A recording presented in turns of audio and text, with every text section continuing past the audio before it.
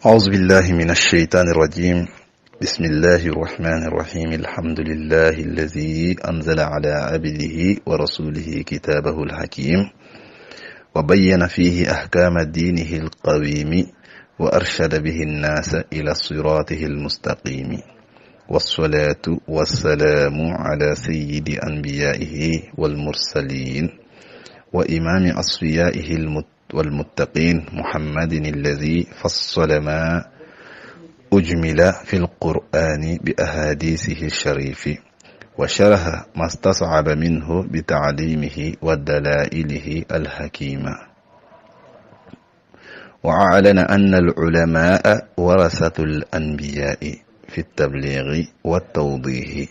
ما جاءوا به من الصراط المبين، وصرح بأن من يريد الله به خيرا يفقهه في الدين. اللهم فصل وسلم وزد وبارك على سيدنا ومولانا محمد وآله وصحبه والمقتدي. أمبال ما الإسلامي الجنة كنا ديون فان كلوب الشيخ المرحوم إسماعيل دراميك الجمع كله. السلام عليكم ورحمة الله وبركاته. أنغا ولندا فلو أنا أنكرم وكا يامروي أمينو دمني على كافة ميرجوغن مالكو دم. بسم الله ني الله سبحانه وتعالى تغبر كماي الرحمن ألم يجي هنا لابولين تغيي الرحيم القيامة هنا كرن تغيدو. الرحمن جهين اللابولين تجدو. الرحمن من صنع عليه ولوبه وصره. الرحمن من بنى عليه ولوبه وصره. الرحمن اشرك على بتو أباد ديما. الرحمن اكلناك بتو أباد ديما. الرحمن ني بنى لا أتيجالا ودي الرحمن الرحيم ودي كرنكرنيندو إلا الذين آمنوا وعملوا الصالحات وتواصوا بالحق وتواصوا بالصبر. عليك كرنا مؤمنين ما من ببارا نمان كي كفاروك لمنياكا وبيتين فوكا كفوكا لمنياكا وبنيو شوكا كسباليك وويري سبالي بغويري تين فلو يا رب على كان كوجما كللا نبال مع الإسلام الجنة كنا ديون أمي على تانو الذي أنزل على عبده ورسوله كتابه الحكيم. ألم يجينيك أكاد جون كيكا جون من كفصا ني دافن بلا جليني ودي على كرا محمد صلى الله عليه وسلم على دي كادي علي كتم دافن بلا جلينكا تحياكم أبو رفاني عبده ورسوله على كجوندو على كرا فنادو ودي محمد صلى الله عليه وسلم. هو الحبيب الذي ترجى شفاعته لكل هول من الأهوال مقتهم. على دي كانوا بغكري جنب من سرناندو نتا بلا جلين بي جيدا من سرناندو كالقيامة جدو القيامة جوليكو كرنجلنا ناصرانيكو بلا جلينا على كلا دي كرا دعا إلى الله أي مويلي كتا على كلم بيو ديما على كلا ما فين فلايرا مولا ala kirama ma wele ka téléphone numéro di mogoma ama ma wele ka adresse di mama nale bi wele abi wele ka Allah subhanahu wa ta'ala kilen dronema ala ka nafani ala kira barkai ala de jigini kay kira baynga ka gafela no kitabu ye no qur'ane ye al hakimi mi kodon kitabu ye kitabu mu folindo kodon kuma damandana o fana qur'ane togodoy وبين في أحكام دينه القويم أكللك الدين كتيو نو الدين كلينيني أيو كتيو أيو لفرنفاسيا كتلك موكنا إلى صراطه المستقيم كتاك صراطك كلينينكا والصلاة والسلام على سيد أنبيائه والمرسلين وكفى كشين النعمة وبكيرو وننبي مونكا كنتريه نو محمد صلى الله عليه وسلم سيد الكونين والثقلين والفريقين من عرب ومن عجم فلموني لبنا مو جاني القيامة وكنتري جينوني حدا مدون كنتري larabu ni nation tɔ bɛɛ lajɛlen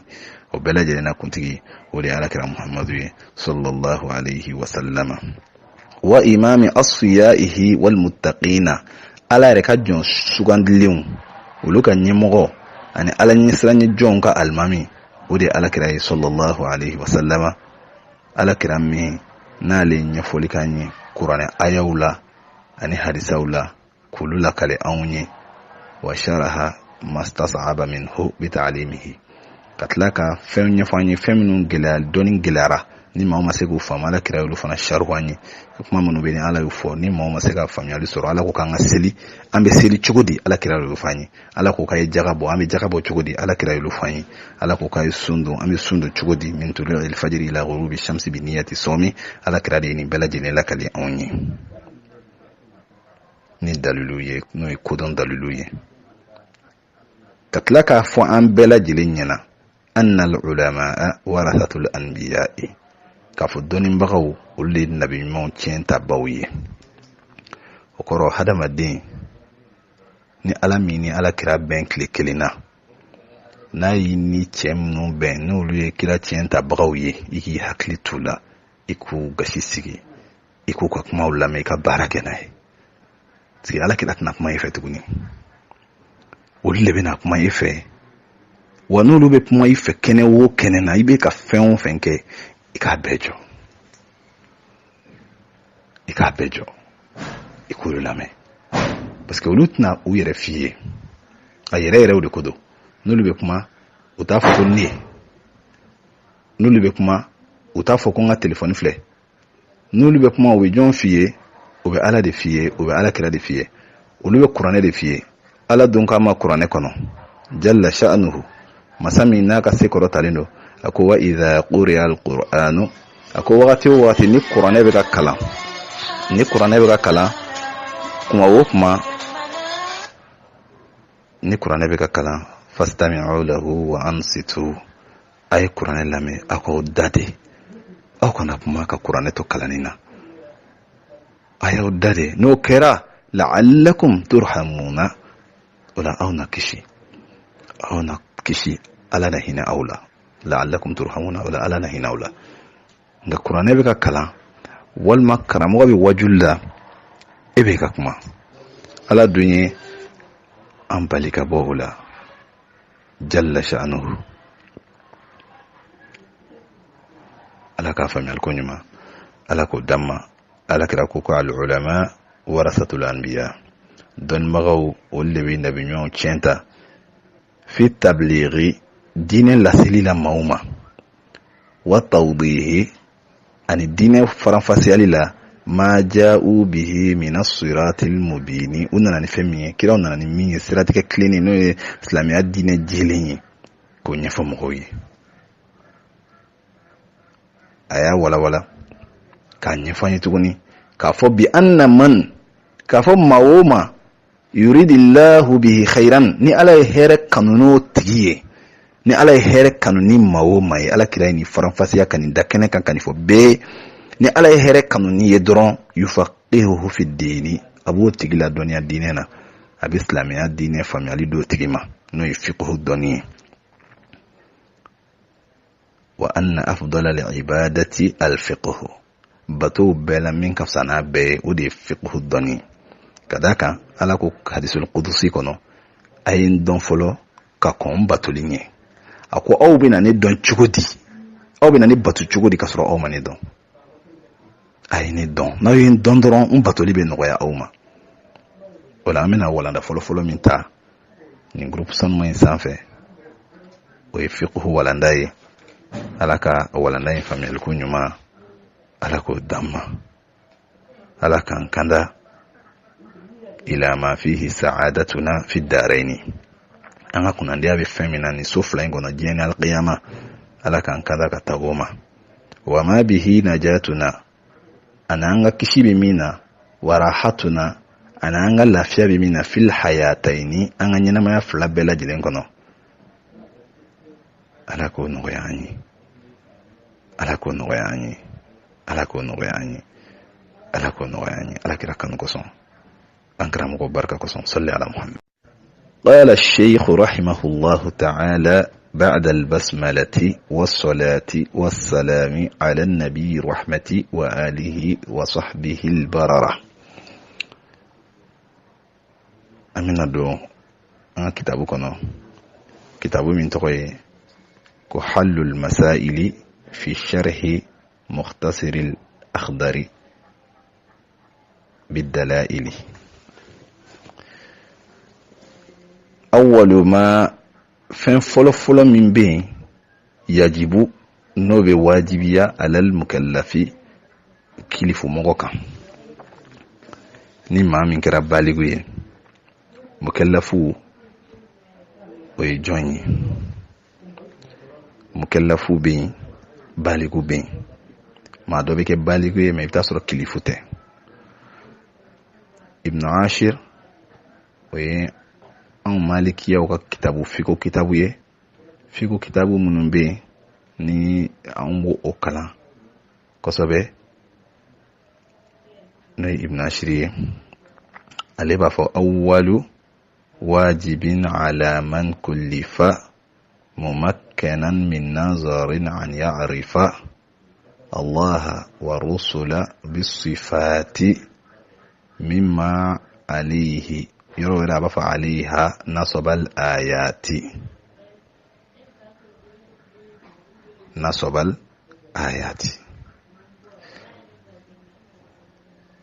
لخدري بافو أول ما يجب على المكلف ni ma mi kɛra baligu ye fɛn fɔlɔ jumɛn de bɛ wajibiya a tigilamɔgɔ kan. tashihu imanihi o de aka limaniya fɔlɔ ka kɛnɛya.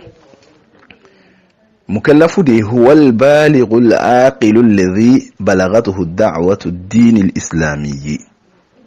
n'a fɔra karisa ye mukallafu ye dɔrɔn fɛn saba bɛ yen fo ka ɲɔgɔn sɔrɔ a tigi la. a fɔlɔ ye huwa al-balighu a ka kɛ maa ye maa min baliguyara. a ka kɛ baligu ye. baliguya la shartiw bɛ o la. ina fa amina ye ibn ashir kono cogoya min na an go awwalu wajibin ala man kullifa mumakkanan min nazarin an ya'rifa. akan ga fɔlɔ ka fɛn fɔlɔ min dɔn Allah wa rusula bis sifati ala na ka kira onu mangutu ye ka ala dɔn ka ala kira dɔn ani mangutu minnu fɔlen do u ma ko bɛɛ lajɛlen dɔn. شروط التكليف يجمعين وكل التكليف بالشرط العقلي. فلو تكليف الشرط فلو عقلي كالا ما البلوغي هكا بالغ بك بدمين ارمدين امسما وتابك نا ادناك كلولا بولا امبلاكو وحكيتو او حملين والمنال جرا او بمنين والمنيلا ويلي ويسورا سوي او بانبات الشعر والمني شيب من دغولين ولو فاليني نو كراني بالغو يا شرطي ني بالغو يا شرطويه او ب18 حولا ظهر والمناي سنتان شيغين دفالين سورو افودي ماكو بالغو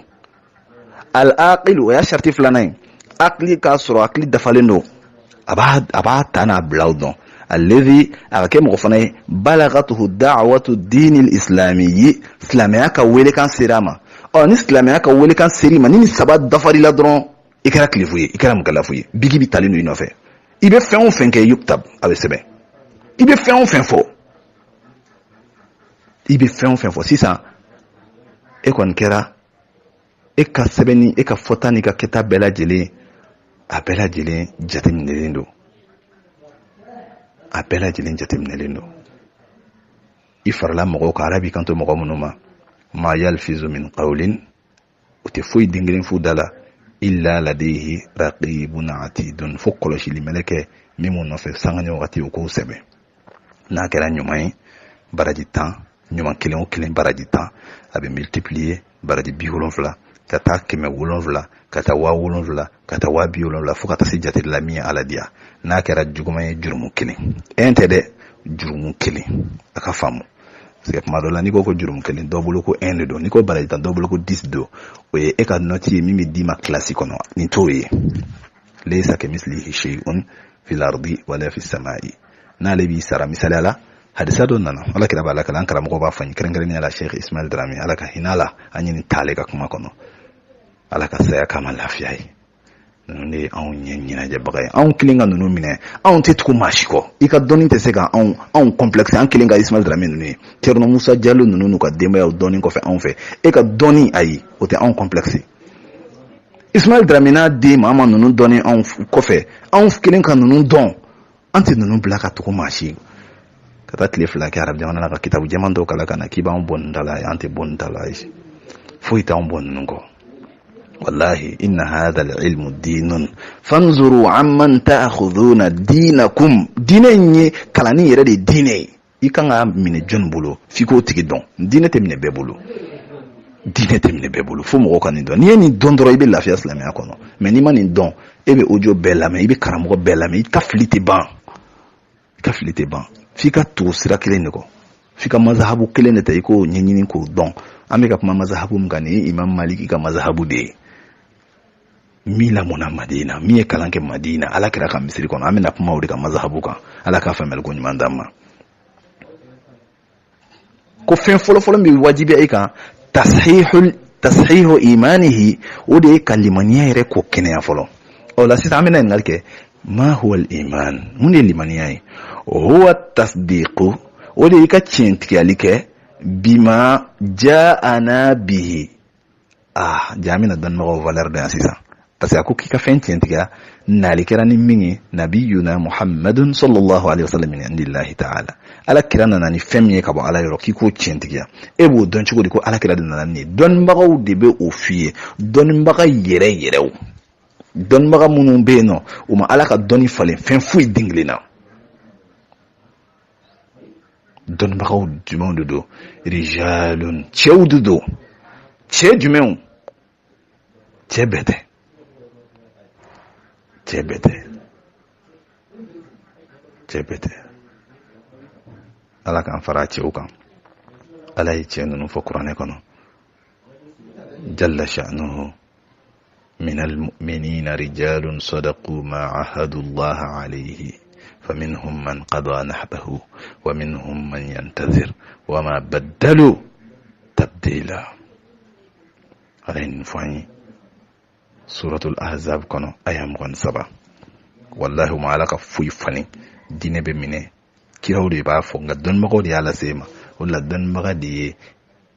e ka kira jɔyɔrɔ dɔnnibagaw bɛ yen parce que ala de kira de ko ten al ulama warasatul anbiya olu de bɛ nabi ɲumanw tiɲɛ ta. maa o maa tile dɔnnibaga dɔgɔyara a bolo hali ni e ni kiraw kun bɛnna kiraw tɛ bonya e bolo. ala m'a latigɛ i ka kira ye mais ala y'a latigɛ i ka cɛ minnu ye. ni i bɛ fɛ k'a yira ala kira la kira Muhammad e ka di ne ye e kanu bɛ ne la f'i ka o dɔnnibaga ninnu fana k'i bolo fa olu la. n'o kɛra waati min na i ka kira kanu yɛrɛ a haqiqa yɛrɛ bɛ a bɛ ta haqiqu ye ne. ala k'a faamuyali ko ɲuman d'an ma. ala k'a faamuyali ko ɲuman d'an ma. ala k'a faamuyali ko ɲuman d'an ma. ala k'a faamuyali ko ɲuman d'an ma ya rabbal arshil azim. al-imanu هو التصديق بما جاءنا به نبينا محمد صلى الله عليه وسلم من عند الله. نقول لمن يا ودي كفين تشنتيا على كران نميني أمة صلى الله عليه وسلم على كرا نبي محمد يكشين ما باي أبوراني مي الله سبحانه وتعالى يرو أبوراني مي الله سبحانه وتعالى يرو. qawaidul imani limaniya yɛrɛ jɔlen don nguloma min na fɛn bɛɛ n'a jɔsen don. n'i ko silamɛya jɔsen qawaidul islam bɛ yen o ye 5 ye. a fɔlɔfɔlɔ ye jumɛn ye ka seereya ka danganiya ka da la dusukun ni farikolo ni nɛn bɛɛ k'a sabati k'a fɔ tigi wɛrɛ tɛ kow la fo n'a kɛra Allah subhanahu wa ta'ala kelen ye. kira Muhammadu ye ala ka kira ye o y'a fɔlɔ ye. a filanan ye ka seli jɔ. a sabanan ye ka jaga bɔ ni ala y'o se k'i ye. a naaninan ni sunkalo sera ka sunkalo sun. a 5nan ka hiji ni ala y'o nɔgɔya ya rabbi ala ka hiji don an garizigɛ la. ala ka hiji don an garizigɛ la ya rabbi ala ka hiji ko ala ka n'a to an na kunpana ya rabbi ala ka hiji nɔgɔya an ye. ala k'o kɛ a ka alaya kama ala k'o kɛ ala kira kama ala k'o kɛ an karamɔgɔ Sheikh Ismail Drame kosɔn an ka taa jɔ nin yɔrɔ sanuma in na nin buka a mubaraka in na anga songo Allah subhanahu wa ta'ala la ni labbaik Allahumma labbaik labbaik la sharika laka labbaik innal hamda wan ni'ma laka wal mulku la sharika lak. Alaka ni nogaya anyi, alaka ni nogaya anyi. Anga tlaga tanyeda anga sababu nyumanka, anga tanyeda anga patronka, anga tan jobuk asanumana, anga tan jobuk amubarakala, anga ta fuli bla cɛla cɛ min ka fisa ni cɛ bɛɛ ye, an ka taa foli bila cɛla cɛ min ɲɔgɔn tɛ yen n'a ɲɔgɔn ma dan, ka taa barikada k'a ye, ka taa fɔ a ma k'a ni ce, ka taa an kanto as-salatu was-salamu alayka ya rasulallah اللهم إني وقفت على باب من أبواب بيوت نبيك صلواتك عليه وآله قد منعت الناس أن يدخلوا إلا بإذنه وقلت يا أيها الذين آمنوا لا تدخلوا بيوت النبي إلا أن يؤذن لكم اللهم إني أعتقد حرمة صاحب هذا المشهد الشريف في غيبته كما أعتقدها في حضرته وعالم أن رسولك وخلفاءك عليهم السلام أحياء عندك يرزقون يرون مقامي ويسمعون كلامي ويردون سلامي وأنك هجبت عن سمعي كلامهم وفتحت باب فهمي بلذيذ مناجاتهم وإني أستأذنك يا ربي أولا واستأذن رسولك ثانيا واستأذن خليفتك الإمام المفترض علي طاعته والملائكة الموكلين بهذه البقعة المباركة ثالثا أأدخل يا رسول الله أأدخل يا حجة الله أأدخل يا ملائكة الله المقربين المقيمين في هذا المشهد فأذن لي يا مولاي في الدخول أفضل ما أذنت لأحد من أوليائك فإن لم أكن أهلا لذلك فأنت أهل لذلك على كان نغياني أن الصلاة والسلام عليك يا رسول الله من دخل في هرمك مريضا شفاه الله الصلاة والسلام عليك يا رسول الله من دخل في هرمك مذنبا غفره الله على كان نغياني على كلا كان نصلي على محمد لمن يجولندو نيا سباسيوني قواعد الإيمان ستة على جولين سباسين وروكا سلامياتا الدوريين غاليمانياتا ويوروي دين مرتبة الفلو الإسلام أفلانا الإيمان أسبانا الإحسان الإسلام الإيمان والإحسان ndi islamia martaba wa maratibu din ureni sabai alaka fami alkunyuma alako damma limania sabasin folofolo na josin folofolo wode al iman billahi ta'ala wode kalliman yani allah ta'ala يجب على كل مكلف أن يعرف ما يجب في حق مولانا جل وعلا فيك مكلف موكل مكلف كلين بكان عدون فمن واجبيه أنك الله سبحانه وتعالى حكيلا من سكرتالنا وما يستحيل أن مي مستحيل نو أتبن فيو وما يجوز أن مي ببن على يجب لله الوجود والقدم كذا البقاء والغنى المطلق وخلفه لخلقه بلا مثال ووحدة الذات ووصف والفعال وقدرة إرادة علم الحياة ابن عشري على كاليتا نظم كننا لمن يفعل فيك لمن يعني علي الواجب في حق الله في كل دون ولمن يجوسف فلا من النبي ولا كلينغ إن شاء الله درسنا تاولا الجوسف فلان دي وبملائكته الكرام يكلمنني الله سبحانه وتعالى كملك بويه كافكو يبي يرو نيبيلا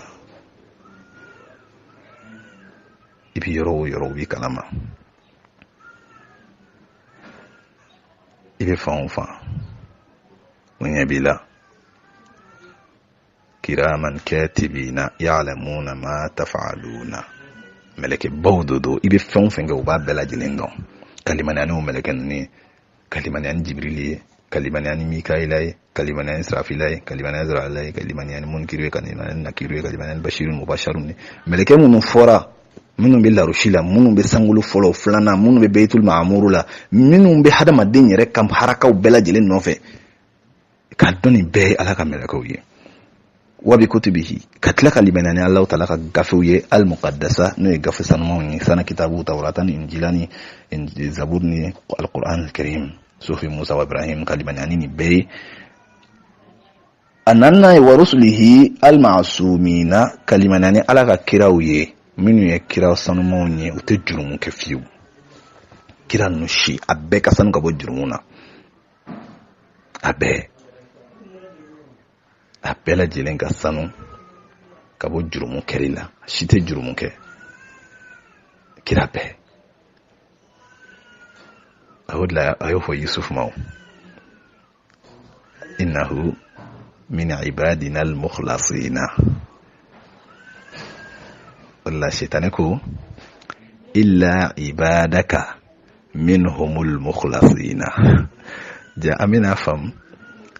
wala qad hamati bihi wa hamma biha. O mina na Qur'an ko suratu Yusuf la ala be ga fanyi so yi hamina ale be se ka gere Yusuf la cogo di nga Yusuf hamina ale be se ka kishi cogo di ka boni muso yi ma. Shaytan min bi muso yi no fa ale be se ka kishi ka bo ma cogo di kadaga shaytan ko ale be na ala ka jon ala kale to dugukolo sanfɛ qala rabbi فأنذرني إلى يوم يبعثون قال فإنك من المنذرين إلى يوم الوقت المعلوم قال فبعزتك لأغوينهم أجمعين. سيسا عليني مين فو أكو إلا عبادك منهم المخلصين. فناك ريكا جون كرن كرن o jon kerengere ne nye jon jumɛn ala yɛrɛ nana Yusufu ta la kalan ye shaytan mukhlasina min fɔ ala ko innahu nabila Yusuf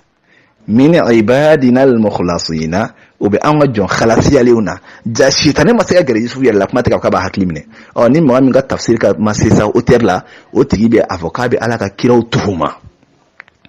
Wallahi Allah subhanahu wa ta'ala ni ye Qur'an fam dore tifli o de fa sisan innahu ay inna Yusufa min ibadina al-mukhlasin. Shaytan tɛ se ka gɛrɛ ninnu na, madkhalu tɛ shaytan bolo ka gɛrɛ ninnu na. O de la k'i ka limaniya wa rusulihi al-ma'sumina, ciden minnu bɛ yen jurumu tɛ, u tɛ miiri ni jurumu ye, kuma tɛ k'a fɔ k'u b'a kɛ. O ye limaniya jɔsen naaninan ye. Kira bɛɛ, kira 313 25 fɔra kuranɛ kɔnɔ, 5 bɛ yen a bɛ f'olu ma ko ulul azmi, olu ka fisa ni tɔw bɛɛ ye, 1 fana bɛ yen o ka fisa n'a bɛɛ ye. Sayyidul kawnaini wa thaqalaini wal fariqaini min urubin wa min ajami. Cɛ kelen tɔgɔ caman tigi, an ba Amina ka bajo, Abdullahi ka dansanji, min ni yahudiya kɛ y'i to a ka kitabu kalanni na, a tɔgɔ sera ala kira tɔgɔ ma, a da sera ala kira tɔgɔ ma yɔrɔ yɔrɔ, a b'a gɛrɛ a da la, a b'a sumusumu, a b'a embrasser. A fatulen u y'a su ta ka taa fili ɲama na ko jurumukɛla kun don. Ala ye a ka kira wele, an karamɔgɔw bɛ nin fɔ an ɲɛna k'u ye cɛ min su fili ɲama na ko taa i ka ko i ka selaya kan i ka taa su don ni ala mago b'a la. Musa kabako yɛrɛ taara su in ko a selaya kan, a tilala waati min na a ye ala ɲininka, a ko ala ye n bila nin baara min na, n bɛ fɛ ka dɔn cɛ in kun ye jɔn ye. Ala ko nin tora a bɛ ne kanu b'a tɔgɔ de kalan. Ne ye Muhamadu ye, a b'a tɔgɔ kalan, a se o se ala kira tɔgɔ ma a b'a sumusumu, ala kira kanu b'ale la, cɛ in na ale t'a don a ka janama la fiyewu. Ala ka kanu bɛ sɔrɔ ni jɔn ka kanu ye, o de ala kira ye. Ale dafara fan bɛɛ sur tous les plans, sur tous les plans, fan bɛɛ. O de la an ba Khadija don min ala kira bolila ka s'a ma, a b'a fɔ ma ko biri fini biri na, an ye biri a ye ala kira gɛrɛ a la, a ye ala kira hakilila sigi ni ala kira yɛrɛ jogo ye. A ko kɛla wallahi waati min na ni ala kira y'i kanto a ma, an ba Khadija ma, fo communication ka tɛmɛ furu cɛ ni furumuso cɛ. la communication. C'est très très important. Furu ɲɔgɔnmaw ni ɲɔgɔn cɛ. A ko kalla wallahi ma yukhzika Allahu abadan innaka la tasilu rahima wa tahmilu al-kalla wa taksibu al-ma'duma wa taqri ad-dayfa wa tu'inu ala an-nawa'ib al-haqqi. Ayni fa alakira Muhammad ma sallallahu alayhi wa sallam. Alaka nafani alakira barkay watimnani alakira yikantu Sayyida Khadija ma rahimahullah alaka ya fama alaka daironema aqul laqad khashitu ala nafsi aku Khadija sirana nyere kunye ay minye uya dabal yaba Khadija ko wallahi kirai kana sira alati lablashiyo ebe sinyo de tugo ebe hina de sebaka tola ibe maw jigin taw tayro te mamno na ibu deme alati fuyi kela ekishilendo etangaleno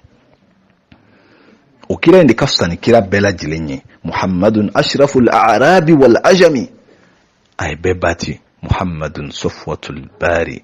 wa khiratuhu alakira odi alayne ka shuwai alay min kanu katime danfen bela jilenka minga bo arabulo katime danfen bela jilenka mi ye chugo chekai katime danfen beye mi la harajo don nale de bejo danfen bela jilen jigi koro o ya soro tayro tin buri yoro tin seme yoro tin jigin yoro tin nyefo yoro tin abi nyefo jonyi o tin abi nyefo jonyi odon gerebeke alakira dla ade de porte parole nale ko ngo alabe son chemin tama o de alakira Muhammadu sallallahu alayhi wa sallama shukruhu fardun ala al umami alakira yere barkadali fardun ala al umam o wajibi o fardai mantunga an alakira tanu an alakira walen mando wala alaku inna allaha wa malaikatahu yusalluna ala nabiyyi ako ale alana kamalakau